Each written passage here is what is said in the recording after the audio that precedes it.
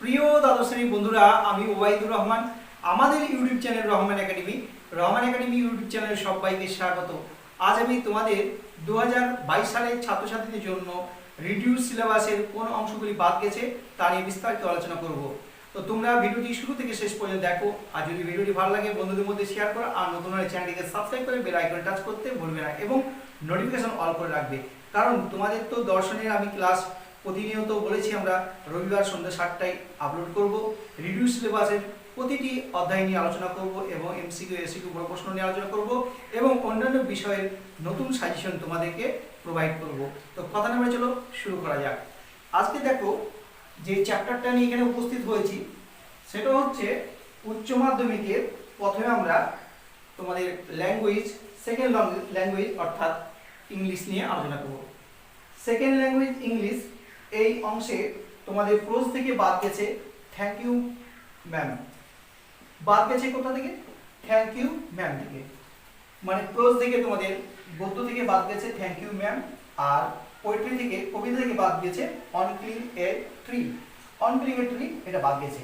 তাহলে তোমাদের প্রোজ এবং পোয়েট্রি থেকে দুটো অংশ বাদ গেছে, একটা হচ্ছে থ্যাংক ইউ ম্যাম আর একটা হচ্ছে অন ক্লিং এ ট্রি। এবার আমরা ফার্স্ট ল্যাঙ্গুয়েজ অর্থাৎ বাংলা নিয়ে আলোচনা করব। বাংলা থেকে সাহিত্য চর্চা বলে তোমাদের একটা বই আছে, সেই সাহিত্য চর্চায় একটা গল্প আছে মানিক বন্দ্যোপাধ্যায়ের, কে বাঁচায় কে বাঁচে, এটা বাদ গেছে। ওকে, এবার ভাষা সাহিত্য থেকে বাদ গেছে শব্দার্থ তত্ত্ব। ভাষা সাহিত্য থেকে তোমাদের বাদ গেছে শব্দার্থ তত্ত্ব বলে একটা টপিক আছে। তোমাদের আরেকটি বই আছে শিল্প সাহিত্য সংস্কৃতি ইতিহাস, সেইখান থেকে তোমাদের ভাষা তত্ত্ব বাদ গেছে। একদম তোমাদেরকে এটা মনে রাখতে হবে। তারপরে তোমাদের সাহিত্য চর্চা একটা বই আছে, সেই বইয়ে একটা গল্প আছে, গদ্য আছে, সেটা হচ্ছে পূর্ণাঙ্গ গ্রন্থ আমার বাংলা। এই আমার বাংলা থেকে বাদ গেছে শুধুমাত্র টপিকটা হচ্ছে কলের কলকাতা। এই কলের কলকাতার টপিকটা তোমাদের বাদ গেছে। তারপরে দেখো কবিতা থেকে বাদ গেছে যে অংশটা, সেটা হচ্ছে সাহিত্য চর্চা থেকে বই একটা আছে, সেই বইতে কবিতা গেছে তোমাদের শিকার কবিতা। এই শিকার কবিতা তোমাদের বাদ গেছে। 2022-এর ফাইনাল পরীক্ষাতে এমসিকিউ এসিকিউ বড় প্রশ্ন একটি আসবে না, যে অংশটা বাদ গেছে। তারপরে দেখো তোমাদের দ্বিতীয় যেটা বই শিল্প সাহিত্য সংস্কৃতি ইতিহাস, এই শিল্প ও সংস্কৃতি থেকে বাংলা গানের ধারা। বাংলা গানের ধারা, এইখানে 5টা টপিক আছে, তার মধ্যে হচ্ছে বাংলা গানের ধারাটা বাদ গেছে।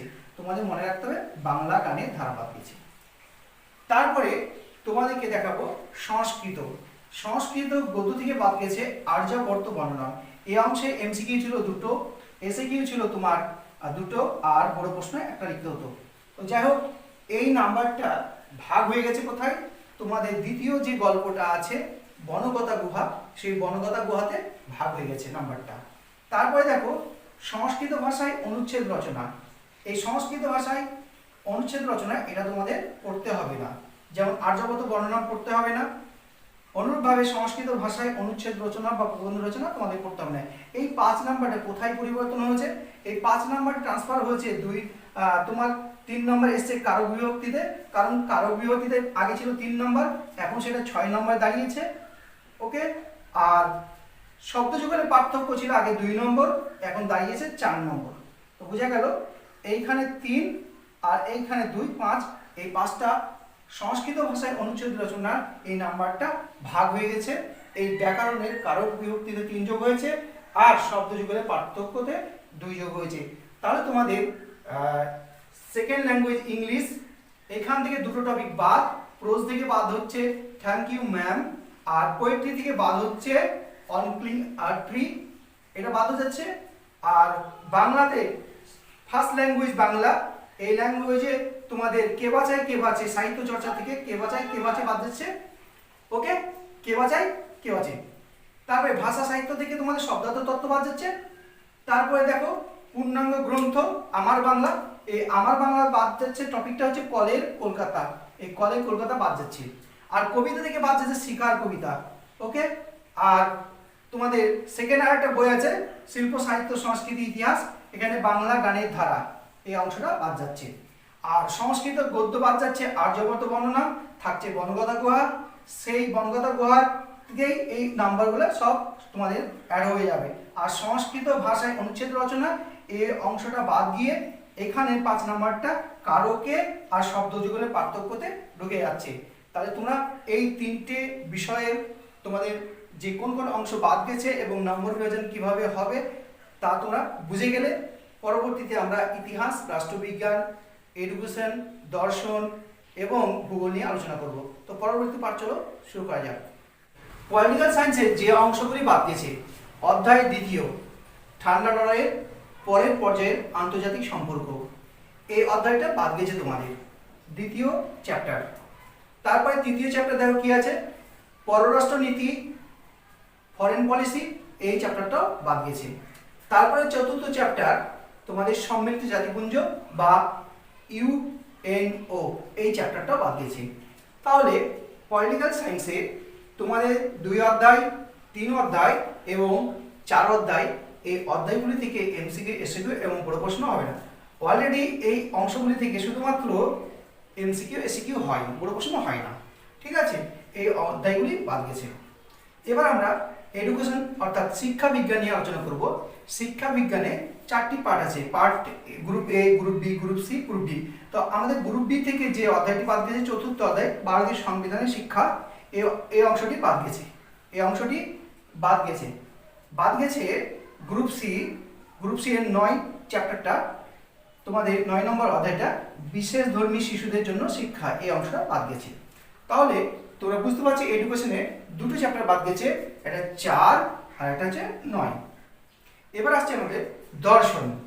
দর্শনের 2টো পার্ট আছে, একটা হচ্ছে অবরোহ যুক্তিবিজ্ঞান, একটা হচ্ছে আরোহ যুক্তিবিজ্ঞান।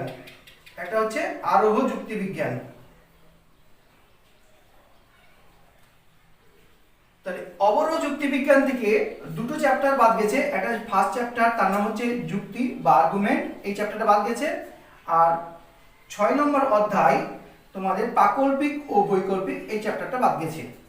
ওকে, আর আরোহ যুক্তিবিজ্ঞান থেকে বাদ গেছে কারণ, এই কারণ দ্বিতীয় অধ্যায়ে রয়েছে।